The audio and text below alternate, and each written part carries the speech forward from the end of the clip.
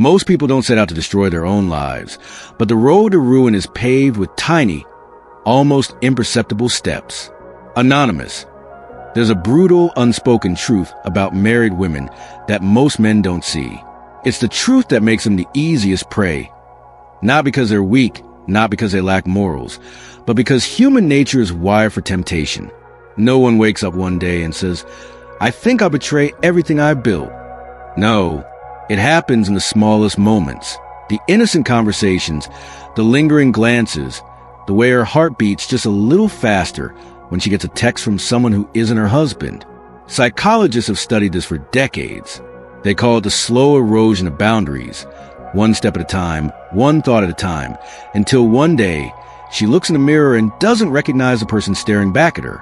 So why are some married women so easy to lure in? And more importantly, how do they justify it to themselves? That's exactly what we're about to expose. Let's begin. 1. The unspoken void.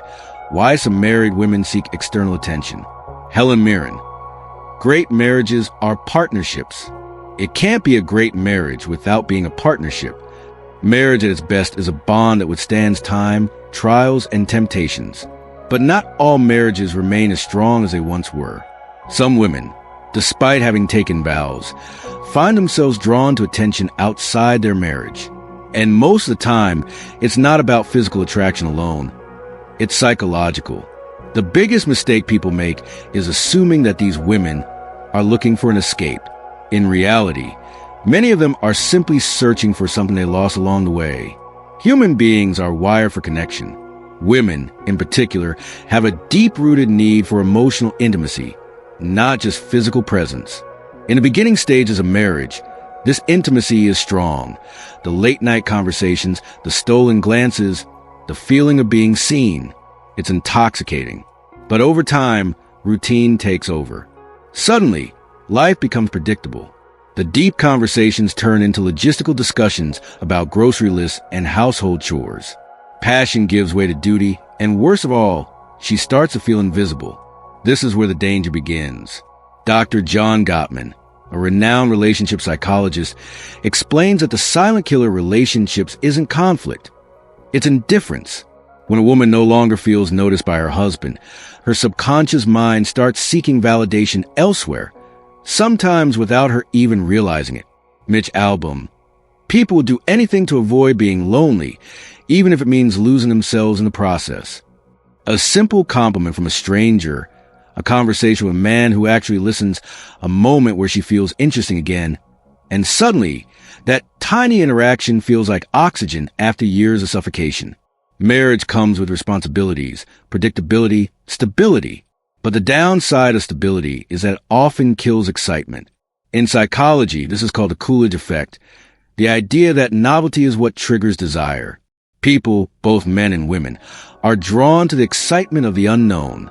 And if a woman has been married for years, if every day looks the same, if every interaction feels rehearsed, then the slightest spark of something new can feel electrifying.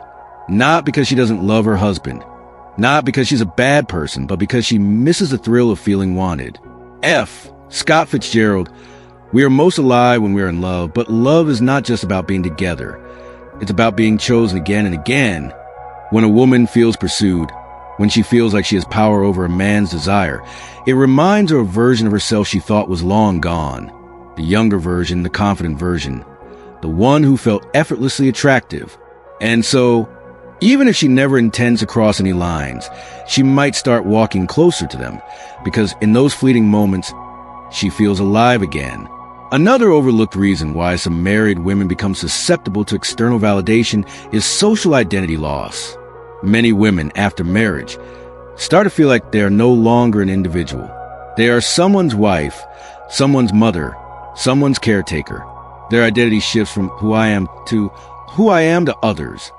Before marriage, she was a mystery, an individual, someone with dreams, interests, passions. After marriage, she becomes defined by her roles: wife, mom, supporter, the one who keeps things together. While these roles are beautiful, they can also become restrictive. If a woman no longer feels like her own person, she might start seeking out interactions that make her feel separate from her role. And sometimes, That interaction comes in the form of another man. 2. The justification game. Anonymous. The mind will always find a way to justify what the heart has already decided. No one wakes up one day and says, "I think I'll betray my marriage today." That's not how it works. When a married woman begins engaging in emotionally or physically risky behavior, it doesn't happen all at once. It's a slow, slippery process, one that is often justified in the deepest corners of her mind long before it manifests in real life. Because the truth is, guilt is an unbearable weight, and if someone can convince themselves that what they're doing isn't really wrong, they no longer have to carry that weight. So how does this happen?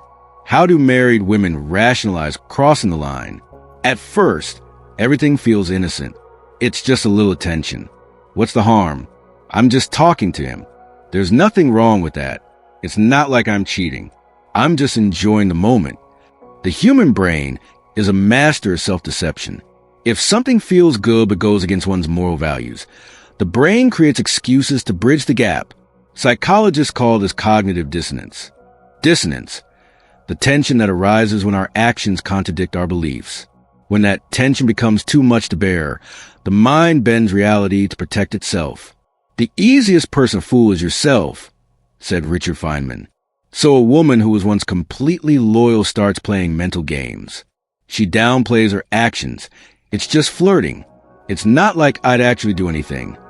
She shifts the blame. If my husband paid more attention to me, I wouldn't need this.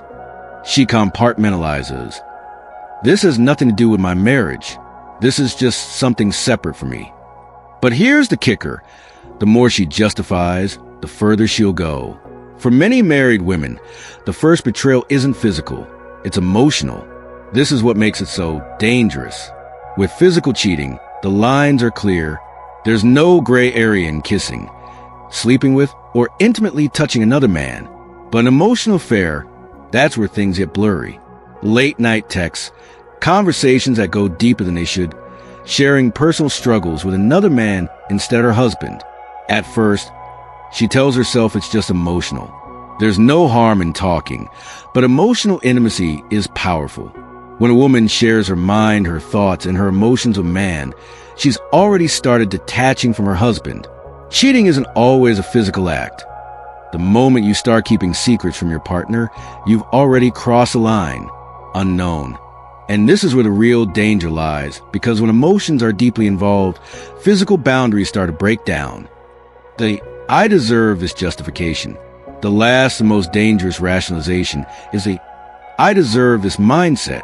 At this stage, a woman no longer sees her actions as questionable. In her mind, they are justified. I've sacrificed so much for this marriage.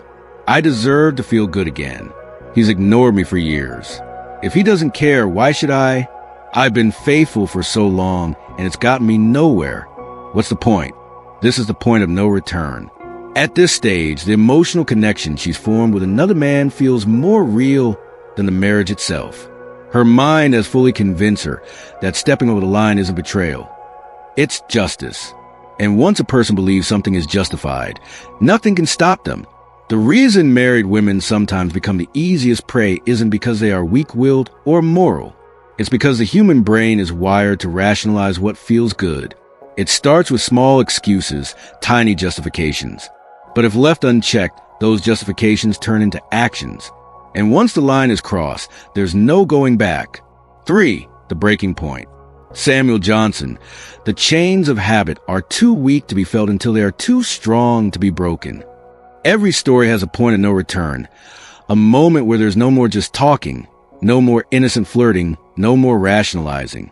The game is no longer a game. It becomes real. And the scary part? Most women don't even realize when it happens until it's too late. In psychology, there's a concept called threshold theory. It explains why people who swore they'd never do something eventually end up doing it. Because the hardest part isn't doing it. It's doing it the first time. The first time she sends a message she knows she shouldn't send. The first time she meets up with him, just as friends. The first time she feels his hand linger a little too long, and she doesn't pull away. That's the moment where everything shifts, because after that first time, the second time is easier. Aristotle, What we do repeatedly, we become. And before she knows it, what once felt forbidden starts to feel normal.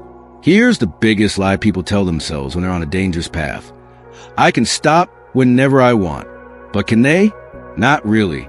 Because once something triggers an emotional response, it becomes addictive. Neuroscientists have found that romantic and sexual attraction activate the same brain pathways as drug addiction. The dopamine rush of a new connection feels intoxicating, like a hit of something she didn't even realize she was craving. So even if she tells herself, this is the last time, she'll find a reason to go back. Because at this point, it's no longer about the other man. It's about the feeling she gets when she's with him. At first, lying feels unnatural. The first time she hides a message, the first time she makes an excuse, the first time she feels her heart race when her husband asks, "Who are you texting?" It feels wrong. But the human mind is terrifyingly adaptable. And after a while, the guilt turns into strategy. She gets better at covering her tracks. She compartmentalizes so well that she doesn't even feel guilty anymore. She starts believing her own lies. And this is where things spiral. Because the longer the secret exists, the harder it is to escape. She might tell herself, I'll end it next week, next month, soon. But weeks turn into months, and by the time she realizes she's trapped in her own web, it's too late. Here's the final shift that happens in a woman's mind when she's gone too far. She stops seeing her marriage as her primary relationship. Her husband becomes the other man. The real connection, the real passion, the real intimacy, it's happening elsewhere. At this stage, even if she hasn't physically crossed a line, her heart already belongs to someone else. And when that happens, there are only two ways the story ends. She gets caught, or she eventually walks away from her marriage, unable to live a double life anymore. So why are some married women the easiest prey? Because they're not looking to cheat, they're looking to feel something they lost. And once they find it, walking away feels impossible. Not because they don't love their husbands, but because they've convinced themselves that what they found is something they'll never get back at home. And once that belief settles in, nothing will ever be the same again. So if you understand this truth, you hold power. The power to see what others miss. The power to read between the lines. The power to recognize the silent signals before they turn into something irreversible. And with that knowledge, you'll never be blind to the game again. Until next time, take care.